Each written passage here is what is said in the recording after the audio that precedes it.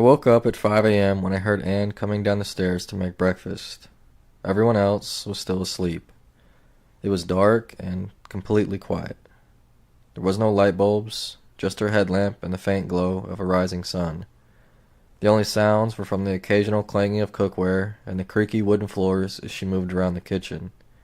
There was no hum of an air conditioner, no road noise, no microwave, no airplanes overhead, not even the ticking of a clock. There were none, and they weren't needed. There's no one rushing off to work, no meetings, schedules, or deadlines. Everything had a use, a purpose for being there. Even the sinks ran off a nearby stream. Here on top of this mountain, the last vestiges of a different way of life remain. 6,000 feet up, miles from the nearest road, and days from the nearest town, life is as it should be. People slowly began to trickle in. The rest of the crew came down to help Anne finish preparing the meal, and breakfast was served at 7. I sat off to the side and got lost in my thoughts as I waited for everyone to finish. I wished I could slow it all down. I wished it was more permanent. I wanted to capture the moment in a way that a photo never could. The mountains that surrounded us from every window, the smiles and laughter that filled the room, to be able to relive it and experience it again and again. But part of what made it special was the fact that it was so fleeting. It was just people, and that's all you really needed. No TV noise to fill the silence or distract. No artificial light. No plastic. There weren't even any trash cans. Everything was used or had to be carried out. Board games and books was all that was available for entertainment, but even that seemed unnecessary. It all felt right. Away from streetlights, 18-wheelers, billboards, Wi-Fi, and concrete buildings. Everything here was natural, old, carried up the mountain, functional, beautiful. It might be the closest thing we have to time travel. I don't know what killed this way of life, but it was slow, of that I'm sure. If we had switched from one to the other overnight, I think people would riot in the streets. Like ancient vegetation slowly chased up a mountain by glaciers, seeking an ever-shrinking refuge, so too had the old ways of life been chased up this mountain by the relentless march of progress and technology. All that remains of that lost world is this small island of the way things used to be. I just hope there's always a place like this that exists to preserve it for those who value it, before it too becomes extinct. I started my chores at 7:30. I swept the dining room floor once everyone left, and then wiped the tables while Redbeard washed the dishes. It was close to 8 o'clock by the time we finished up and could eat. There were leftover pancakes, oatmeal, toast, eggs, and bacon. As much as we wanted, and it was all delicious. The crew already had their plates and were sitting at one of the tables before Redbeard and I finished our chores and could join them. They were some of the nicest, most fun people I met on the entire trail. They did silly dances in the kitchen to throw back pop songs as they made dinner. They challenged each other to pull-ups on a bar hanging in the kitchen, even though they couldn't do one. They constantly joked with each other and just made everyone feel welcome. Their energy was infectious. It radiated from their faces and attitudes and made them some of the most attractive people. If only everyone could have even half of what they did, the world would be a much better place. Redbeard and I sat next to each other and talked between mouthfuls of food. Most of the conversation was about Grandmaster, the thru-hiker that fell from McAfee Knob this year and died. Redbeard was a friend of his and was there when Grandmaster fell. Redbeard is one of those guys with a truly genuine heart. He is always helping out other hikers and is putting their needs above his own. Even though I was only an acquaintance, he had a way of always making me smile. Our conversation turned to end dates for the trail and where we wanted to camp for tonight, with no consensus on either. At 8:30 we finished breakfast, packed up, and headed out. Bear Slayer had waited up for Redbeard, but the rest of the hut was pretty empty by the time we left. Most hikers had left over an hour ago. Leaving so late, I wasn't sure where I was going to be camping. I didn't want to rush the best part of the trail, but not being able to set up above tree line made options limited. Leaving the hut up to Mount Pierce was short but steep. From the peak you could see Mount Washington off in the distance, and it still seemed so far away. It's rare to actually be able to see so far ahead on trail. I couldn't imagine I was going to hike that far in just a few hours. But On trail and in life, the top of the mountain always seems further away than it really is. That stops a lot of people from ever trying. You just have to focus on what's right in front of you, and you'll get there quicker than you expect. Starting at Mount Pierce, we were officially above the tree line on the Presidential Traverse. This was the longest section above the tree line on the entire trail. Most of the trail was walking through forest with an occasional open peak, grassy field, or small exposed ridge. But here, you can see the horizon for dozens of miles in every direction. The weather couldn't have been better either. In bad weather, this was one of the most dangerous sections of trail in the entire country. But today, the weather made it the most beautiful. It's what thru-hikers look forward to the entire trail, and it lived up to every bit of hype. From Mount Pierce, it was a short hike to Mount Eisenhower. I was hoping to enjoy the summit in solitude, but the good weather and summer Saturday morning made for a lot of day hikers.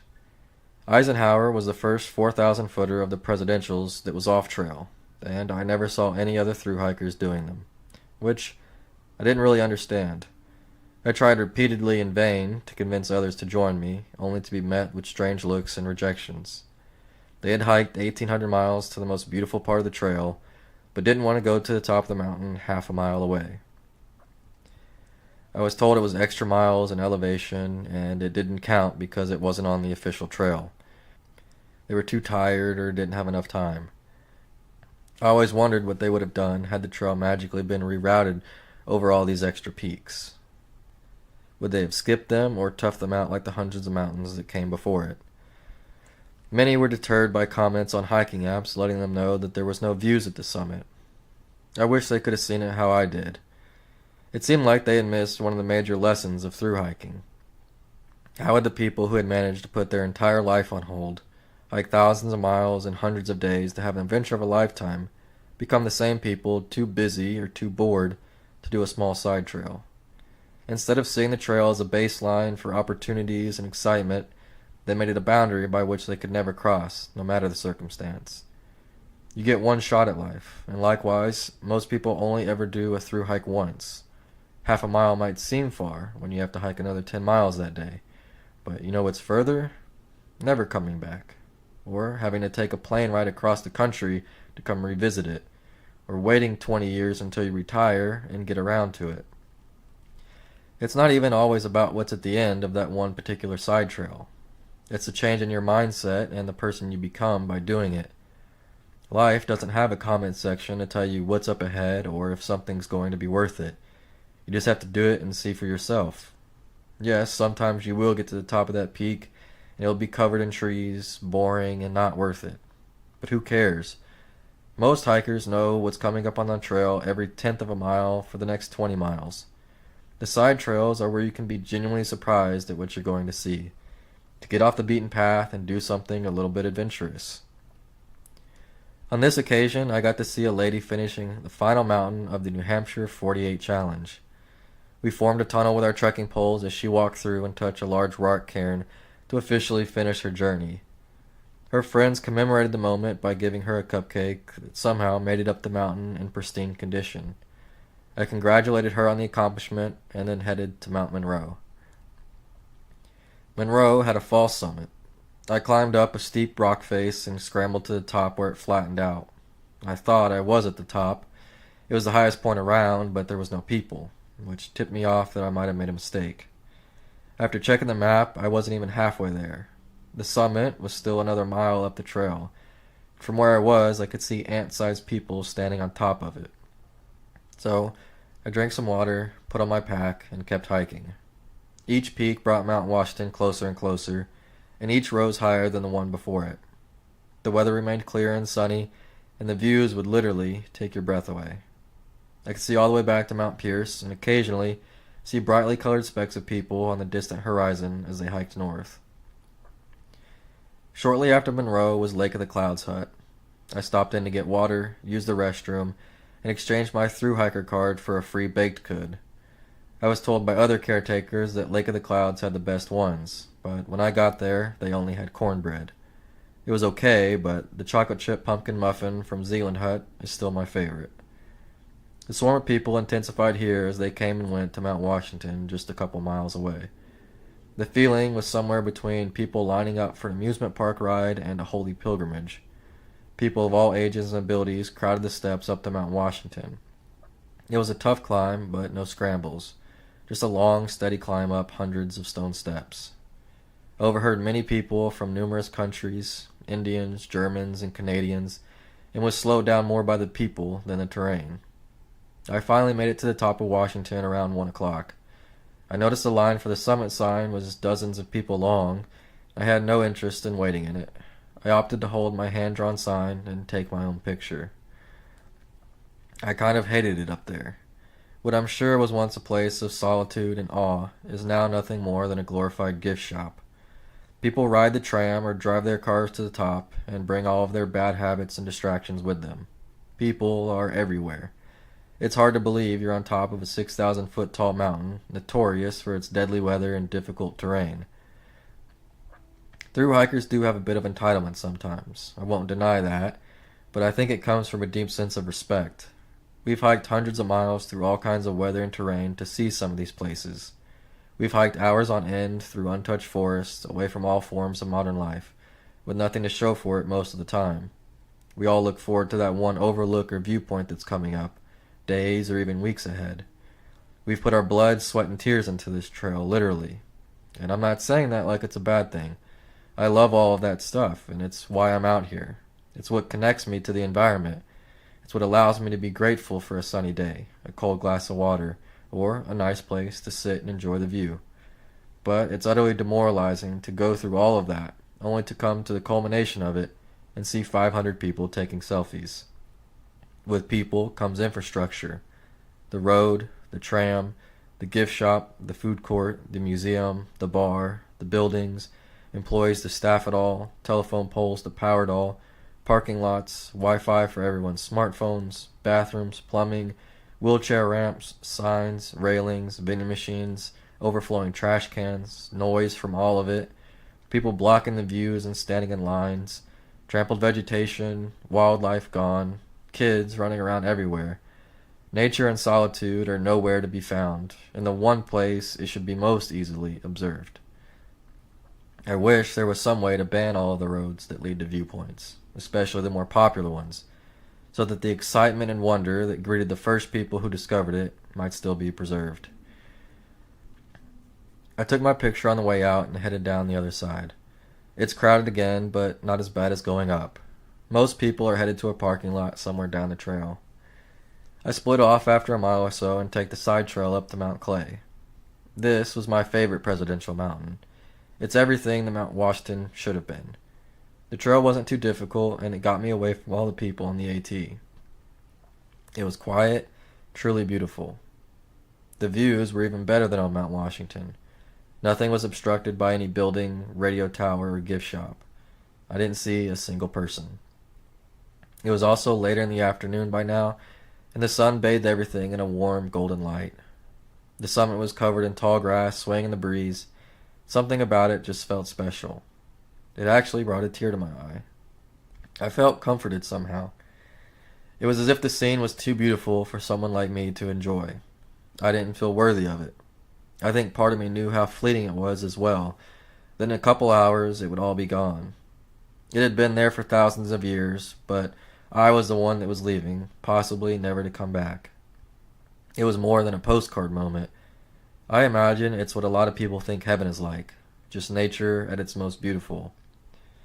I guess deep down I was sad that I only had a few short minutes to enjoy it. I had to keep hiking and get to camp before dark for my own safety. I saw the beauty all around me and wish I could have captured it in a jar and held on to it. I felt sorry for those that were too busy or too much of a purist to have taken the time to experience it. I'd pick Mount Clay over Washington every time without any hesitation. From Clay, it was on to Jefferson. This was probably my least favorite summit. There wasn't much of a trail, just jagged anvil-like rocks loosely piled on top of one another, with lots of gnats flying around at the top. The peak had no greenery of any kind, the light was harsh, and there wasn't much room to walk around. It felt very different from Mount Clay. I didn't stay long and headed up the trail. I still wasn't sure where I was camping. It was getting close to sunset, and I needed to make a decision. The last thing I wanted to do was get stuck trying to hike the presidentials in the dark. With little time to overthink it, I decided to gamble on a work for stay at Madison Springs Hut. I'd be getting there close to 7 p.m., and everyone was way ahead of me this morning. I knew my chances were slim, but it seemed like the best option. If there wasn't anything available, it would be a steep 2-hour hike to Osgood campsite through miles of boulders. My next decision focused on Mount Adams. It was between me and the hut. I could do it now, backtrack and do it in the morning, or skip it entirely. I had done all the other presidentials and didn't want to skip it, and backtracking to do it in the morning seemed like a waste of time and energy. So I took another gamble and decided to do it now. I figured if there was a work for stay still available at 6 p.m., it'd still be there at 7 p.m. If there wasn't one, I'd just have to figure something out. I took one last blue blaze up Mount Adams at about 5:30 p.m. It was a brutal climb up a loose pile of rocks, just like Jefferson, only with much more elevation. But it was beautiful with the setting sunlight illuminating everything, and I had the whole place to myself. I'm glad I did it. I enjoyed it much more than Jefferson, and it was a great way to end the day. I snapped a photo with my sign again and started my way down after 6 p.m. I got to the hut close to 7 p.m. and hoped for a spot. Giddy Up was inside, sitting at a table near the door, and said that he had snagged the last spot over 3 hours ago. I accepted my fate and was about to head out for a long night hike, but he mentioned that sometimes they allow thru-hikers to sleep on the floor for $10. He asked the hut manager about it, and she said I could stay. So, it all worked out. I went outside to make my dinner, and while I waited for it to cook, the whole hut emptied outside to hear Giddy Up talk. This was his work for stay. He gave a short talk about his experience on the AT and answered a bunch of questions. I sat and listened while I ate my dinner, and after he was done, I got to talk to a very nice Canadian family as they drank some wine and enjoyed the evening. They gave me candy, a ham sandwich, dessert, and tuna. I really enjoyed talking to them. We sat there for a couple hours and went back and forth all about our experiences. I wish I got to talk to them more. I felt like we had a very natural connection, and in a different lifetime we would have been great friends. I finished dinner and watched the sunset and stars come out, as did many others. The skies were clear, and you could even see a bit of the Milky Way. As I sit outside and look up into the night sky, with nothing but the twinkling starlight and the sound of the spring running down the mountain, certain things come to mind. I think of people mostly. The ones I met on trail, some I've known for months, and others only for a day. I think of the things they said to me, things that gave me hope, things that made me feel appreciated, understood, maybe most importantly, accepted. How they made me feel things I never thought I would. I also think about the darkest days on trail, when it felt like the whole world was on my shoulders. How I wish I would have done things differently. I think of ways I've let others down, by not being completely honest, by not expressing how I really feel. I think about the person that I want to be, not richer or more handsome, but better, friendlier, more positive, a good energy to people's lives, to affect them in the ways they've affected me. I think about how grateful I am, today especially, for having a floor to sleep on when I didn't know all day where I was going to lay my head. For people like Anne, Redbeard, and the Canadian family. That is what I wanted most of all. Connection and friendship. That is what I have been searching for. And I've also learned that the small voice in the back of my head usually knows what I need to do, and I've just been too afraid to follow it. I hesitate too much. I try to justify my actions on why I didn't do or say a thing that I should have. I worry about the unknowns. I try to read people's minds and predict their reactions. But usually, if I listen to that voice, it leads me to the place that I need to go. And it's only later that I understand why, I can look back and see the whole picture. For me, that is what the trail provides. When I was climbing Mount Adams earlier, I was hiking fast. I could hear my heart beating in my ears, and my breathing was heavy. It was then that I had to physically stop and catch myself. I had made the decision to hike to the peak, and now I was rushing ahead at full speed, trying to race the sun. Worrying the whole time about what I was going to do if there was no room at the hut. Rushing the moment to get to the future. What was supposed to be an enjoyable experience now filled me with anxiety, and I was missing out on what was around me. So I stopped, drank some water, and took a breath. Speeding up the mountain wasn't going to change what was happening at the hut. I had made the decision already, and it wasn't in my hands anymore. I had to have faith that it was going to work out. Worrying about it wasn't going to change anything, and neither was running up the mountain. What I needed to do in that moment was slow down and just enjoy where I was. To not let the future take away from now. Get to the top, take in the view, and when I'm ready, hike down and deal with the problems as they come. Worrying about the future wrecked earlier parts of my hike, and I wasn't going to do it again. And in the end, it all worked out. There was room for me at the hut, and had I run up the mountain any faster, it wouldn't have changed that. It would have just taken away from the moment that I was in. I had finally learned a lesson.